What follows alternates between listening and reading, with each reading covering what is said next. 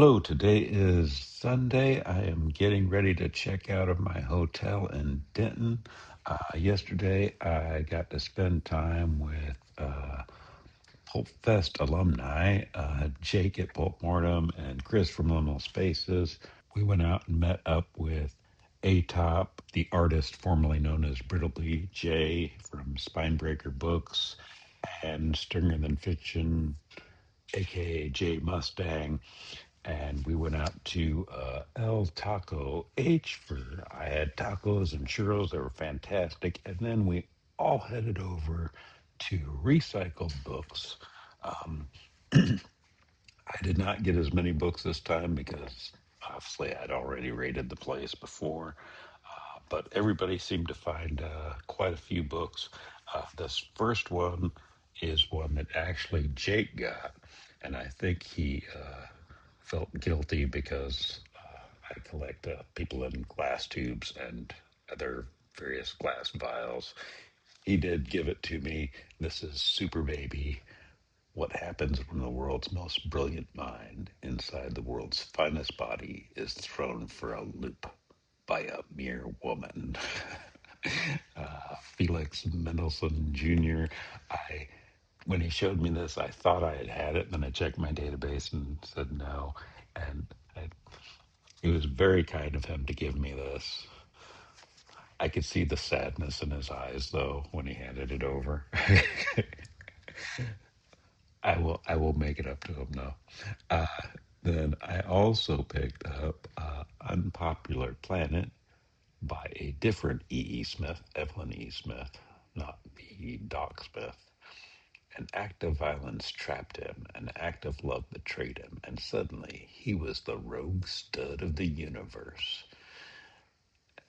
And I have at least one or two other Evelyn E. Smith's books. And these were, I'm not sure what he paid for Super Baby. I think the rest of these were all $1 in the dollar rack. Um, this one, I do not know this author, but I have heard of this book before. Carol Capac. Um, it is War with the Newts, one of the very few truly enduring classics of science fiction written for our time.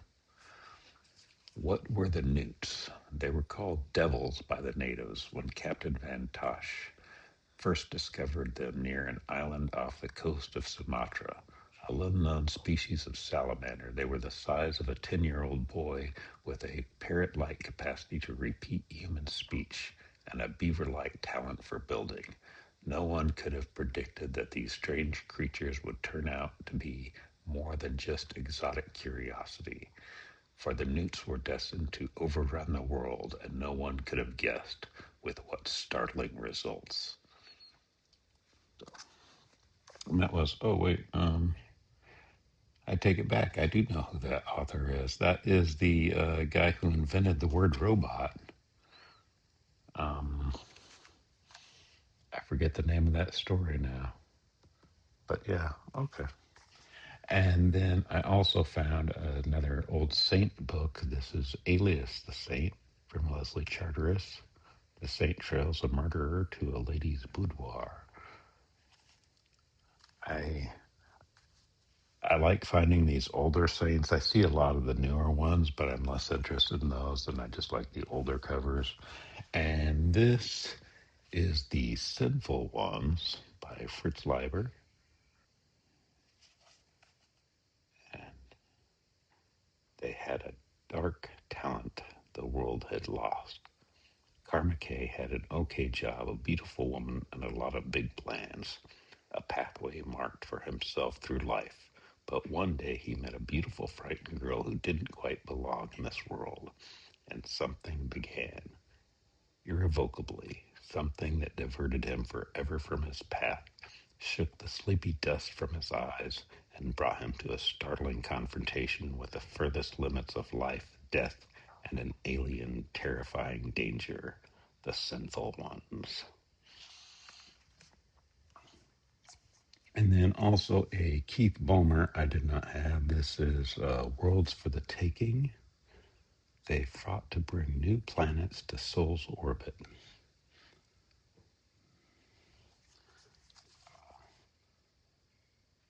Terran Corps scattered their ships outward into the glittering galaxies. Solterra's prime objective, orbital reconstruction of the far-flung planets. They had tightened up Solterra's galaxy and had made mankind secure against alien threats, or so Terrans believed. As Chief Commander, Stephen Strang aggressively explored the cosmos for the glory of his beloved Earth. He could boast that he had moved more planets into orbit around Sol than any other.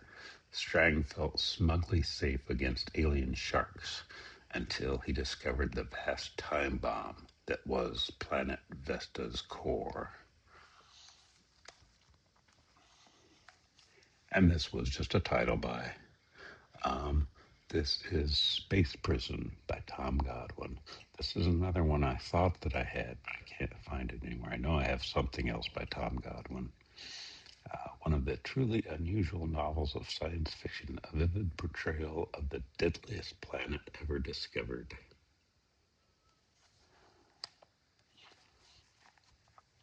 And then this is Wade Miller, Shoot to Kill. A jealous detective cracks a deadly frame-up.